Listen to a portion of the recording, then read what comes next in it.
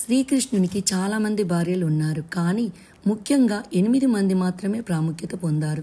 వారినే అష్టభార్యలని పిలుస్తారు.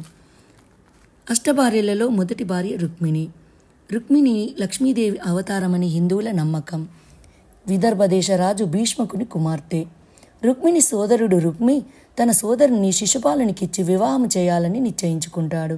కానీ ఆ వివాహము రుక్మిణికి ఇష్టం ఉండదు. రుక్మిణికి కృష్ణుని మీద ఇష్టం ఉంటుంది. తన ఇష్టాన్ని కృష్ణునికి తెలియజేస్తుంది. అప్పుడు కృష్ణుడు రుక్మిణి అభీష్ట ప్రకారం శిశుపాలుని విధించి రుక్మిణిని వివాహం చేసుకుంటాడు. శ్రీకృష్ణుని అష్టభార్యలలో రెండవ భార్య సత్యభామ. సత్యభామ సత్రాజిత్తు యొక్క కుమార్తె. ఈమె భూదేవి యొక్క అవతారం అని కూడా విశ్వసిస్తారు. గోదాదేవి సత్యభామ అవతారమని కూడా అంటారు. సత్రాజిత్తు వద్ద ఒక శమంతకమణి ఉంటుంది. ఆ శమంతకమణిని ఎవరో దొంగలిస్తారు. అది శ్రీకృష్ణుడే దొంగలించాడని ఆరోపణ చేయబడుతుంది. అప్పుడు శ్రీకృష్ణుడు తనపై పడ్డ ఆరోపణను తొలగించుకోవాలనుకుంటాడు. అందుకే శమంతకమణిని సంపాదించి తీసుకువచ్చి సత్రాజిత్తునికి ఇస్తాడు. అప్పుడు సత్రాజిత్తు క్షమాపణ కోరి తన కూతురి అయిన సత్యభామను శ్రీకృష్ణునికిచ్చి వివాహం చేస్తాడు. శ్రీకృష్ణుని అష్టభార్యలలో మూడవ భార్య జాంబవతి. ఈ జాంబవతి రామాయణం నాటి జాంబవంతుని కుమార్తె. జాంబవంతుడు తనకు దొరికిన శమంతకమణిని జాంబవతికి బహుకరిస్తాడు. శ్రీకృష్ణుడు శమంతకమణి కోసం వెతుకుతూ జాంబవంతి వద్ద చూస్తాడు.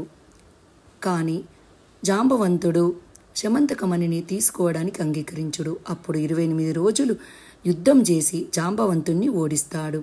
అప్పుడు జాంబవంతుడు శమంతకమణితో పాటు తన కూతురైన జాంబవంతిని కూడా విచ్చి వివాహం చేస్తాడు. శ్రీకృష్ణుని అష్టభార్యలలో 4వ భార్య కాళింది. ఈ కాళింది సూర్యదేవుని యొక్క పుత్రిక. విష్ణు భగవానున్నే పతిగా పొందాలని తపస్సు చేస్తుంది.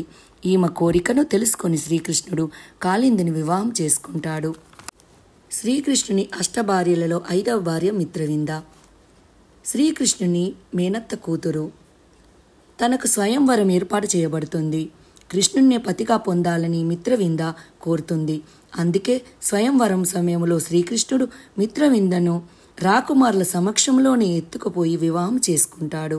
శ్రీకృష్ణుని అష్టభార్యలలో 6వ భార్య నాగ్నజిత. సత్య అని కూడా పిలుస్తారు. నాగ్నజిత కోసలరాజు అయిన నగ్నజిత్తు యొక్క కుమార్తె. నగ్నజిత్తు తన దగ్గరున్న 7 అతి బలిష్టమైన వృషభములను ఎవరైతే అణచగలుగుతారో అతనికి తన కుమార్తెని ఇవ్వాలని నిశ్చయించుకుంటాడు. ఆ రాజ్యానికి వచ్చిన పలువురు రాకుమారులు వాటిని అణచడానికి యత్నించినా పరాజితులైతారు. శ్రీకృష్ణుడు 7 వృషభములను లొంగదీసుకొని నగ్నజితను వివాహం చేసుకుంటాడు. శ్రీకృష్ణుని అష్టభార్యలలో 7వ భార్య భద్ర. ఈ భద్ర శ్రీకృష్ణుని యొక్క మేనత్త అయిన శృతికీర్తి యొక్క కుమార్తె. భద్ర శ్రీకృష్ణుని వివాహం చేసుకోవాలని కోరుకుంటుంది. అందుకని భద్ర యొక్క సోదరుడు భద్రను శ్రీకృష్ణునికి ఇచ్చి వివాహం చేస్తాడు. శ్రీకృష్ణుని అష్టభార్యలలో 8వ భార్య లక్ష్మణ. లక్ష్మణ మద్రరాజు యొక్క కుమార్తె.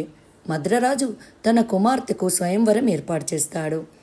ఈ స్వయంవరంలో శ్రీకృష్ణుడు రాజులందరి సమక్షంలో లక్ష్మణను అపహరించి తీసుకొని వెళ్ళి వివాహం చేసుకుంటాడు.